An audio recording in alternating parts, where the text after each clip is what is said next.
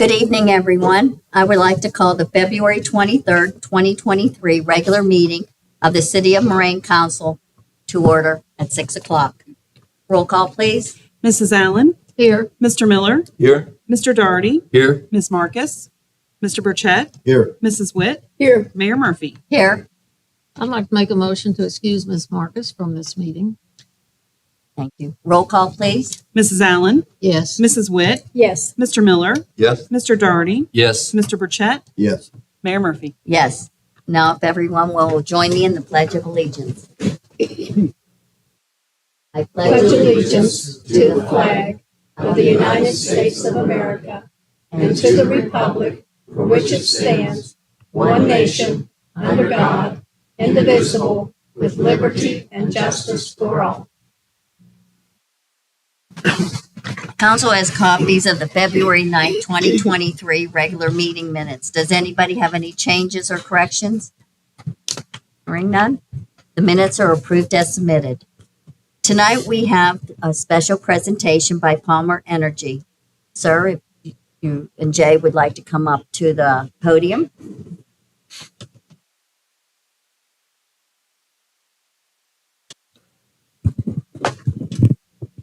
Thank you.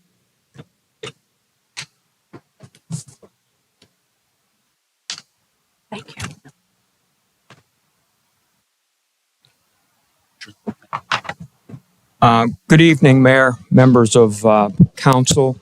I know most of you already, but for some of you who may not know me, my name is Jay Weiskircher, and I'm the Executive Director of the Miami Valley Communications Council.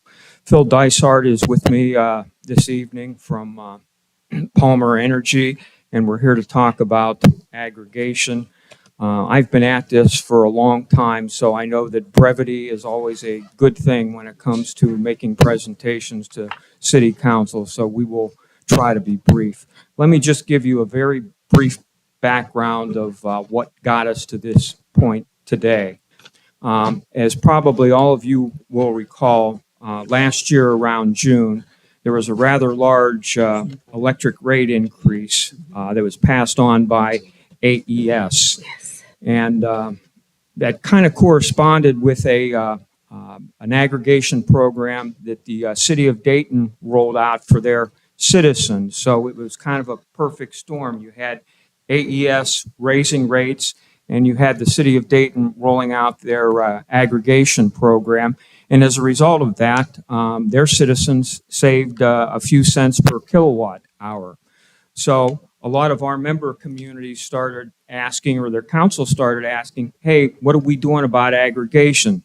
So my telephone started to ring, and we started scrambling to try and put together some aggregation options, and in a very short period of time have been able to do so. We did our due diligence. We interviewed several energy firms that do aggregation work all the time, and we settled on Palmer Energy out of the Toledo area. They've been at this a long time. They also have an existing service relationship with the Ohio Municipal League, so we were able to check a couple of boxes right there, and I can tell you that they've done what they promised they would do and more. I would tell you that we're looking at not only electrical aggregation, but we're also looking at natural gas. We hope to go to the market on the electric component at the end of April, and probably sometime late summer, early fall on the natural gas component. We have about 10 cities that are already committed to this program. We have probably 4 or 5 others that we're working with. We've got some communities that have aggregation on the ballot in May. So as those cities get those measures approved, we'll have other communities coming on board as well. There's a lot of flexibility in terms of how we put together the governance documents, in terms of when communities can go in or come out of this. So if people aren't ready to go when we start this, hopefully in the early part of the summer, they can join at any time. The other nice thing about this program is it's either an opt-in or an opt-out program. I can tell you that almost all the communities who are currently interested are doing opt-out. And what opt-out means is that your residents are in the program unless they decide to opt out of the program. So that's what the vast majority of communities are doing. So with that, just as a little bit of background, I'm going to turn it over to Phil, and he can give you some more of the particulars. Thank you. Thank you, Jay. Thank you, Mayor and Council, for having me here tonight. Just wanted to very quickly go over aggregation. I imagine you have some knowledge of the topic there, but basically by Ohio law, aggregation is the ability of whether that be townships, cities, villages, or counties to come together and form aggregating power, purchasing power aggregates. And so in this case, we're looking at several cities coming together under the MVCC umbrella and going out for electric aggregation. Obviously, with the more households you have, the better purchasing power you have. So the big thing with the MVCC program, if you go to the next slide for me, please. Instead of looking at about 2,500 households in the city here, you'd be joining a program that is approximately 61,000 residential households and about 5,000 small business. So we're talking about quite a bit of size here. It'd be one of the larger groups in the state of Ohio. And so basically, as Jay mentioned, we're looking at doing opt-out or opt-in. Kind of just wanted to walk through the opt-out portion with you because it's a little more complicated. So if the city decided to go with the MVCC and go with the opt-out program, there would be what would happen is we'd go out for request for pricing. When that comes back, we'd make recommendations to the MVCC Energy Board, and they would decide on what to go with. And then we'd go back out for a refresh date because the energy market changes daily. Once we go back out for that refresh date, we would sign the contract then. What would happen is there'd be a opt-out letter that gets sent to every eligible member of the community. To be eligible, you'd have to be directly with AES, not on the PIP program, the percentage income payment program. And that's because you receive more help from that program than you would from the aggregation. Or also, if you're currently shopping with a third-party supplier, you wouldn't be included on that because, again, the program's about saving money. If you happen to leave your current agreement with a third-party supplier, there could be early termination fees associated with that. So they're not included in the list that goes out for that. So once the list is called down to include the eligible participants, there'd be a letter that goes out to all of those participants, and it would state who the supplier is, what the term is. Usually it's a 12, 24, or 36-month term, and then what the price is, and that's a fixed price for that term. If you'd like to be in the program, do absolutely nothing. If you'd like to get out, there's a sheet at the bottom. You can fill that out, send it back in, and opt out. Some of the suppliers have gotten better with the technology where there's a little code, and you can send that in on the website and opt out from there. If you happen to miss that, you're on vacation, and for some reason you thought the letter wasn't what it was, and that's the other thing too. It'll have the seal of the MVCC and also the community logo on there as well, so you know this is a legitimate letter. But if you happen to miss that, not a big deal. You'll receive a postcard from AES saying, hey, you're being switched to this supplier, whoever won the contract there. Again, if you'd like to be in it, do nothing. If for some reason you'd like to rescind the offer, you can send in the postcard, no problem, get out of it. If you happen to miss that postcard, again, not a big deal. The program is no early termination fee, so anyone can leave whenever they'd like to. You just have to contact the supplier. For some reason, if you want to get out of the program, and you could get out of the program. Same way, if for some reason, say your contract you're still in a contract with a third party, you'd like to get into the aggregation program, you can do that after your contract is up as well. So same thing, be able to opt into it that way as well. So we see there's a little more participation, there's quite a bit more participation from the community with the opt-out program. Usually see around 60% that participates. If you happen to do the opt-in, we usually see 1 to 2% there in participation. It's just another step that the citizens have to take, and a lot of people, if they're active in it, you're going to see one way or the other, the little bit that opts out or the little bit that opts in. So that's kind of the differences there. Again, the big thing is no early termination fee. So even though it's an opt-out program, you can leave at any time. Nobody is stuck in that program. So no, it's a lot of information. I want to get that to you and see if you had any questions for me. I do. So I have to do something. If I get I'm going to be in it unless I opt out. Correct. Well, if you're eligible, correct. I would rather see a program where I have to opt in because we have a lot of elderly and they don't always understand that.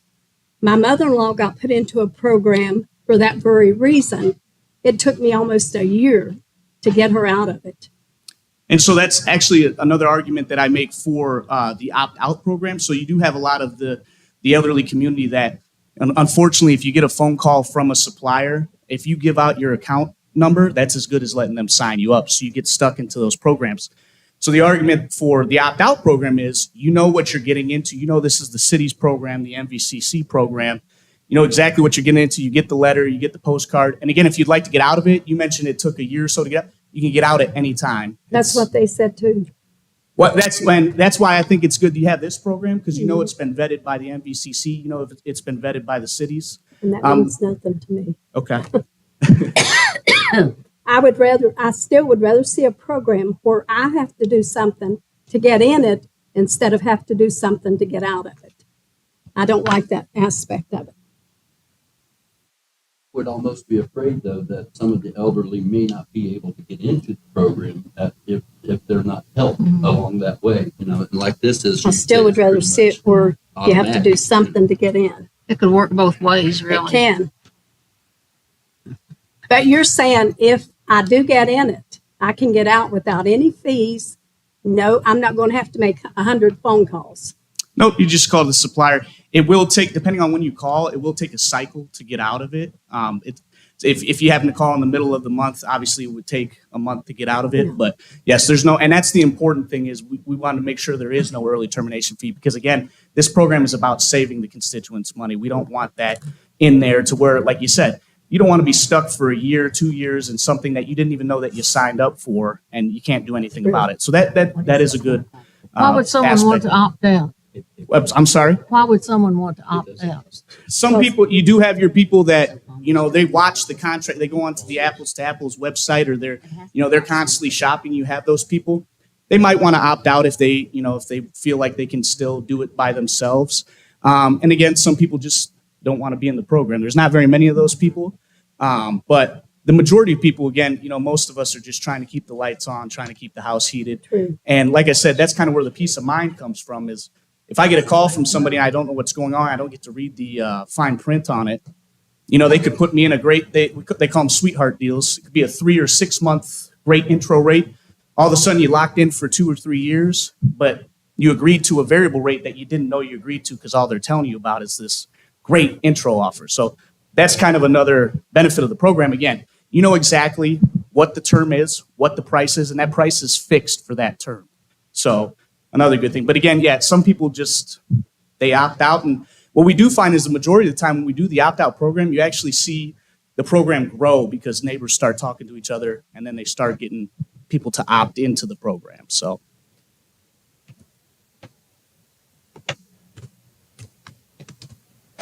Phil, can you talk a little bit about, you referenced small businesses. They're automatic. Is there some number or something? Or There usage is. that There is. says you're automatically in, but other businesses aren't? Obviously, you know, we're a community with about 600 businesses. So Sure, absolutely. And that's a great question. So small business is defined in the Ohio Revised Code for this as 700,000 kilowatt hours annually or under. Also, if you're a national chain, that you wouldn't be eligible for the program as well. But small businesses that are 700,000 kilowatt hours annually and under would be able to join the program. And like you mentioned, if they're not currently in contract, would be enrolled into the program as well. But that's something, again, we've seen small businesses hop into because, you know, you can get a good rate and you know exactly what the contract is and what the term is as well. and you said franchises would not be included. Correct. Yeah, your McDonald's restaurants and or stuff whatever. like that. Unfortunately, yeah, it's how it's written in the law there. Jay, this is a question for you if you'll come back up, which is, I had a member ask me, what does this ultimately cost the city? I mean, we're partnering with Palmer. Is there anything that has an impact on the city from a cost perspective in having Palmer do this for us? No, absolutely not. We've obviously incurred some legal fees to set this up. Those have been paid by MVCC. Obviously, Palmer is getting compensated for their services. That will be built into the rate as well, and that's just how these aggregation programs operate. It costs something, but it's tied into whatever the rate is. Whatever the rates would be. Correct. But I the get city of that, Moraine 100%. will pay nothing directly. So right now, what would be the difference between Palmer and AES cost-wise? The difference between Palmer How and, much cheaper would it be right now between AES and Palmer? well, right now, we don't know until we go to the market and see how much we can save between what the AES rate is now and the rate that we might get through this program. So we won't, So what will you look for percentage-wise? What will be acceptable to you in a difference? Palmer. let me have Phil maybe address that in terms of some of the things that they look at.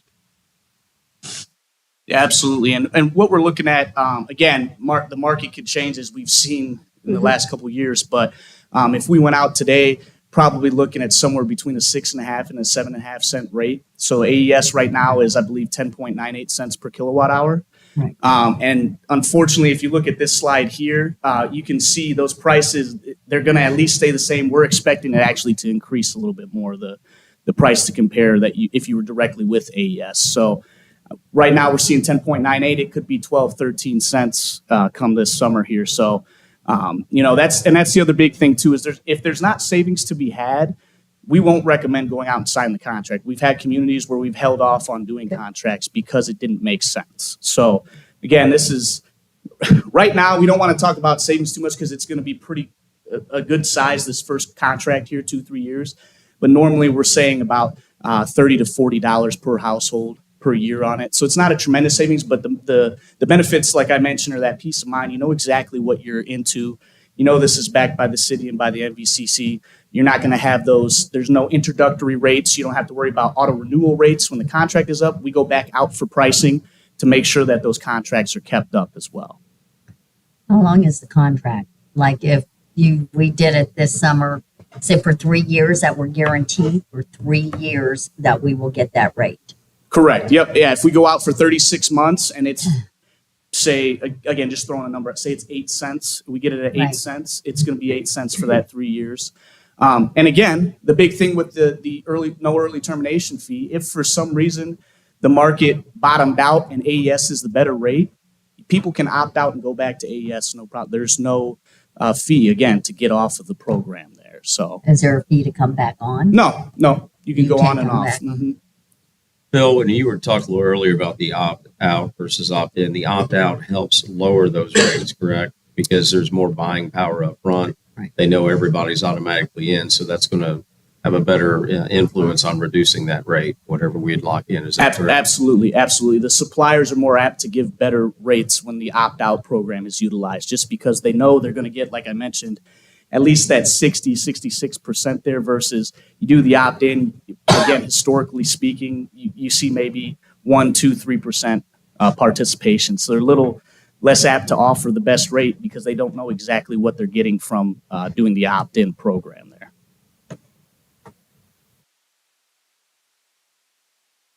One else? I do have one more question, and Phil, you can do it, or Jay, which is, can you talk about the next steps for the city if we move forward? I believe there's a couple public hearings, and then we have to adopt the governance articles. Can one of you talk a little bit about that? Absolutely. Okay. Yep. So if you decide to move forward here, we'd need to do 2 public hearings to go over the governance plan. The good thing is that the city has already passed the ballot initiative for the opt-out. So that the heavy lifting is done there. We would just need to do the 2 public hearings. Once those are completed, then you would do the resolution for the city to join the MVCC buying program, and then we'd be able to move forward with that. So really, moving forward, we just have to do those 2 public hearings and get the resolution taken care What of. occurs in one of the public hearings? Is Palmer here, and are they here to answer any questions of any residents that may come in? Is that how the Absolutely. We do whatever the city would like. So, for most of the cities, we've been one of the Palmer people, one of someone, my counterpart, will be here to run the meeting for you, help run the meeting. If there are any questions, yep, we take care of answering questions. Usually we run through again the process, the steps it takes once the resolution's done, and what the citizens can be looking forward to, that opt-out letter that I mentioned, and then the 7-day postcard, and then, just kind of go over the basics of the program and really try to hit on that, again, no early termination fee on the program. And then that's just repeated for the second public hearing? Correct. Just second Correct. opportunity. Mhm. Okay. Thank you. I guess that's all. We don't have any more questions that I can see. All right. Well, if you do have any questions, my card's in that packet I handed out. Please feel free to contact me. Not a problem at all. So thank you. Thank you, sir. Thanks. And now we will go into reports. Finance Committee, anything to No report? report, thank you. Finance Director, anything to report? No report, thank you. Committee of the Whole, and report. Last meeting was February 9th, and the things discussed then will be on tonight's agenda. City Manager, anything to report? I have nothing beyond the written report. Thank you. Law Director, anything to report? Thank you, Mayor. The only thing I have is a request to add Resolution 7920-23 to the agenda, which is a resolution authorizing the city manager to enter into a site access agreement with South Dayton Dump PRP Group. I'll make that motion as directed by the law director. Okay, you've heard the motion. Roll call, please. Mrs. Allen, Yes. Mr. Doherty, Yes. Mr. Miller, Yes. Mrs. Witt, Yes. Mr. Burchett, Yes. Mayor Murphy. Yes. Next I have is the mayor's monthly court report. For the month of January 2023, the gross revenues for mayor's court was $21,970. After various expenses and disbursements, a total of $16,416 was deposited into the general fund. And I have no other reports. We will now go into business. Ordinance 2132-23, an ordinance certifying unpaid charges for grass mowing and weed cutting to the Montgomery County Auditor for collections with real estate taxes in the amount of $3,988.87. This ordinance certifies unpaid charges for grass mowing and weed cutting to the Montgomery County Auditor and allows for collections with real estate taxes. This is a first reading. Resolution 7918-23, a resolution authorizing the Ohio Department of Transportation to remove and replace guardrails within the city limits of the city of Moraine, PID number 113767. This resolution allows the Ohio Department of Transportation to complete guardrail repairs on State Route 741 at no cost to the city. Motion to approve. You've heard the motion. Any questions or comments? Roll call, please. Mrs. Witt, Yes. Mr. Burchett, Yes. Mr. Doherty, Yes. Mr. Miller, Yes. Mrs. Allen, Yes. Mayor Murphy. Yes. Resolution 7919-23, a resolution authorizing the city manager to enter into a delinquent debt collection agreement with the Ohio Attorney General for collection of delinquent municipal income taxes. This resolution approves an agreement between the city and the Ohio Attorney General for the purpose of collecting delinquent municipal income taxes at no cost to the city. Motion to approve. You've heard the motion. Any questions or comments? Roll call, please. Mr. Miller, Yes. Mrs. Allen, Yes. Mrs. Witt, Yes. Mr. Doherty, Yes. Mr. Burchett, Yes. Mayor Murphy. Yes.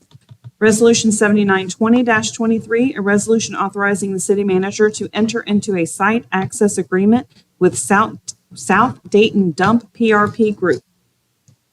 This resolution would allow the approval of a site access agreement between the city and South Dayton Dump ERP Group. Motion to approve. Would you like to explain anything, Martina? Sure. We had a request for this site access agreement by South Dayton Dump PRP. After conversations with the city manager, we did engage services of Mr. Walker, who's an environmental attorney, to review this and assist with negotiating some of the terms of that agreement. He did contact the PRP Council over the past few weeks, has successfully negotiated some of the terms of that. He's here tonight if council has general questions about the agreement. Any questions regarding legal advice, we would need to go into an executive session. But after Mr. Walker's advice and the negotiation that he did, which we greatly appreciate since he is an environmental attorney, that was a big help, we would recommend this for approval by council tonight. Anybody have any questions? No? Okay, we've heard the motion. Roll call, please. Mr. Burchett? Yes. Mrs. Witt? Yes. Mr. Doherty? Yes. Mrs. Allen? Yes. Mr. Miller? Yes. Mayor Murphy? Yes. And now we can go into any other business. I don't see anyone that wants to speak, so. Fire Department, anything to report? No report this evening. Thank you, ma'am. Police Department, anything to report? Nothing this evening. Thank you. Building and Maintenance, not here. Street Department, anything to report? Nothing to report. I will mention that Rocky was supposed to be here tonight, but he wanted to let everybody know he was in an accident on the way from work today. So that's why Building Maintenance is not here. He's okay, but he wanted me to let you guys know that's why. Okay. Parks and Rec Director. anything Yeah, to so I just wanted to give a fireworks update. So I've got a quote from Pyrotechnico for $24,950. That's because at that price point, we can't lock it in until I get 2 additional quotes. The problem is getting those additional quotes. There's not many companies that offer these services. So I've reached out to 3 different companies and I haven't received anything back yet. So me and the city manager have been going back and forth with that.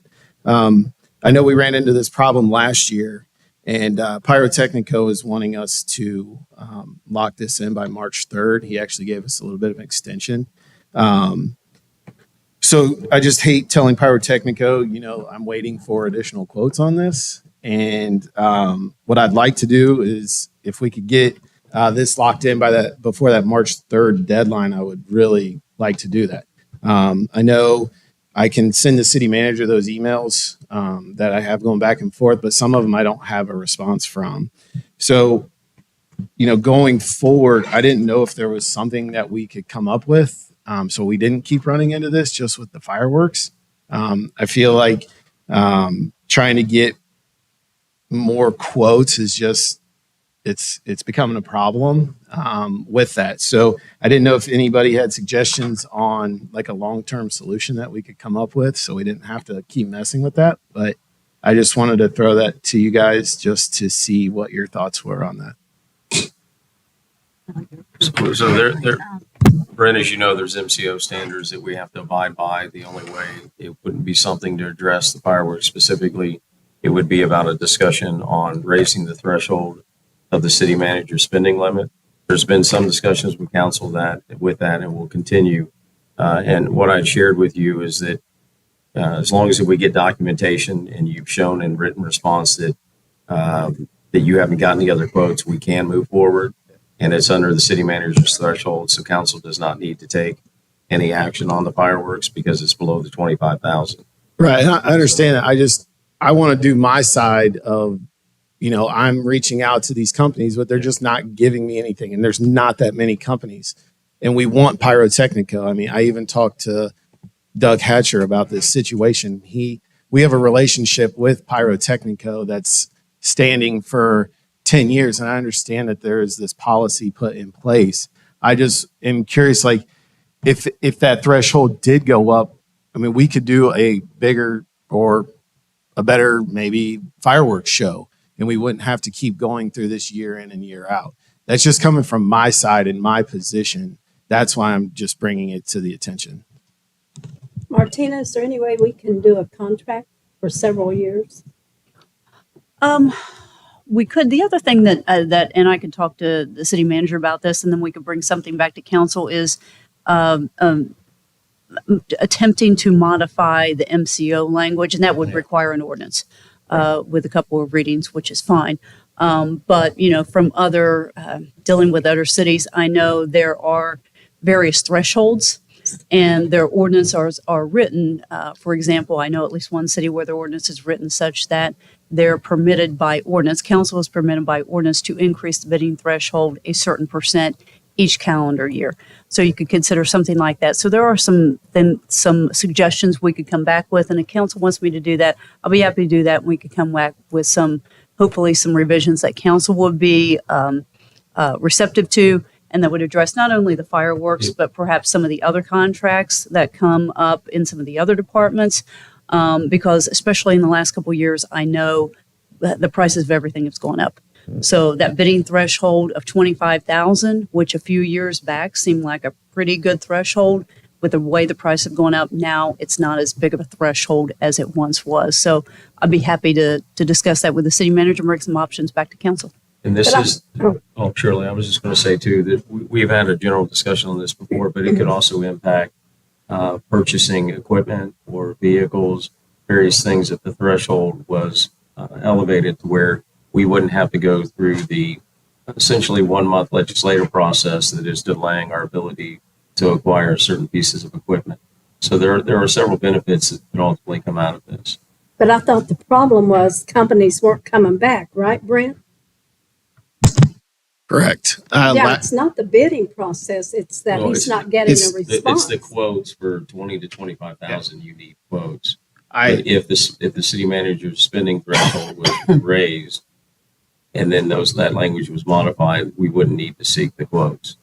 so if Anything over 25 is the bid process, 20 to Right. 25 I is understand quotes. that, but to change the bidding process, it's not the bidding process. Yeah. This is just Yeah, the that's additional quotes.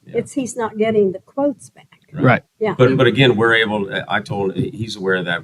He's just got to document that he sent something to him, didn't get a response, and we can move forward. And I can still have the ability to sign. But to remove Because we run that into this headache, every year. to remove that headache and then also be able to allow us to, like Martina said, get with me and maybe there's a way that several other things could be addressed at the same time. Right. By raising the threshold. So I guess my understanding, if it was under 20,000, you could just sign off on that. If Under it's under 25. 20, if it's Under 20, no quotes are required. Right. 20 to No quotes. 25 is quotes. correct. And then anything over 25 is bid Yeah. under the current MCO. And we have had some discussion about We raising have. your threshold, We and I have, think that's yes. very important thing that we follow through on, because this day and time, things have went up so much, the dollar doesn't go as far. Right. And we may be settling for less, even at this point, at 24, whatever that price is. So their CEO got back to me and said they are getting tons of requests, and the longer we delay it, I just want to avoid that for the future going forward, that we can avoid this situation. And if that threshold goes up to more, whatever that is, we can maybe purchase a bigger fireworks show at that point as well, because prices are going up. So what we've paid the last however many years, we are definitely not getting as many fireworks with under that $25,000. But we can't go over the 25 right now. No, and we don't need to here. And again, we've already kind of resolved this year. It's about going Okay. forward if the Yeah. increases continue. And again, we've been struggling a lot. And again, we've had this conversation, like Randy said, but we've been struggling with us not being able to get equipment in time because of the delay process of the legislation, and whether that's vehicles, equipment in the street department or fire, police, so on and so forth. So there are a lot of positives that could come out of this, and the law director is correct in saying that costs have continued to escalate, which is really why this has been brought to the forefront. And again, I have talked to you about this twice before. The urgency, though, is starting to show itself a little bit. Okay. So the 2495 is 50 is a good That's show. that is good, the yeah. only quote I have currently. No, but Yes. it's the same No. show as last year, correct? Correct. Brent? Yeah. Right. It's Same a good show. price, same Okay. show. Yeah. But other than that, if nobody has any other questions, April 1st is the Easter egg hunt. It will be at the Payne Rec Center. It will be at 10 a.m. And then after the show or after the egg hunt, we will have the Easter bunny set up inside for pictures. So, Oh. Yep. Okay. Other than that, thank you. Community Development Director, anything to report? Nothing tonight. Thank you. Building and Zoning Administrator, anything to report? No report. City Manager, anything further? No, although I want to make sure everyone is aware the egg hunt, as Brent has stated, has been moved to the rec center. It will not be at the Civic Center. And then Brent, could you take a moment that the process has changed a little bit too, right? It won't take as long to go through the entire Easter egg hunt. Correct. Yeah. So the last couple of years we did shifts. We are not doing shifts. It is going to go back to pre-COVID. It'll be a one-time air horn start, 10 a.m. Probably be over by 10:01. I mean, you know how fast the kids go. So we'll have it sectioned off. There will be age. Okay, We call them age bearers holding signs up. We'll have people directing people coming from the parking lot where to go. Everybody will start from the blacktop area where their section is. So we're still planning it out, but that's going to be the day. 0 to 1 and 2, 0 to 1 and 2 to 3 will have 500 eggs. Everybody else is going to have 1,000 with 3 prize eggs in each one for baskets. So, Okay. Yep. So it should be a good day. Hopefully the weather cooperates this year. Thank you. Law Director, anything else to report? No, Mayor, thank you. Finance Director, anything to report? Yes, just a reminder, it's tax season. So if you haven't filed your city income tax, I encourage you to start thinking about that. Is there a deadline? What is the deadline? April 15th. April 15th. I saw that some city had extended their deadline. So we have to follow the state's deadline for taxes. So yes, I believe it's April 18th because the 15th is on a Saturday. Yeah. So they give people a couple extra days. Okay. So, yes. So if we have people who can help at the window, you can file your taxes online. And then, so if you have questions, please feel free to call us or email us and, or stop by and we can help you out. That's all So I have. if someone wants you to do their return, they can make an appointment and, or you don't do that. We typically don't do appointments just because there's usually a flow of people, coming to the window. So, I see. but if they can call ahead and just let us know they're coming, that's totally fine. So that's all I have. Thank you. Clerk of Council, anything to report? I have nothing. Thank you, Mayor. Miss Allen, anything to report? Nothing to report. Thank you. Miss Witt? Yes, I'd like to send condolences out to Louise Hicks on the death of her brother. I'd like to send condolences out to Tim and Tammy Ferguson. Tim's mother died, and Tammy they are two that we appointed to the Charter Review Board. So that's all. Mr. Miller, anything to report? Nothing tonight, Mayor. Thank you. Mr. Dougherty, anything to report? No report, thanks. Mr. Burchett, anything? No to- report. Thank you. And I have no report tonight. So I would like to thank the Miami Valley Communications Council for broadcasting this meeting live as well as any future rebroadcast. This regular council meeting is adjourned at 6:39.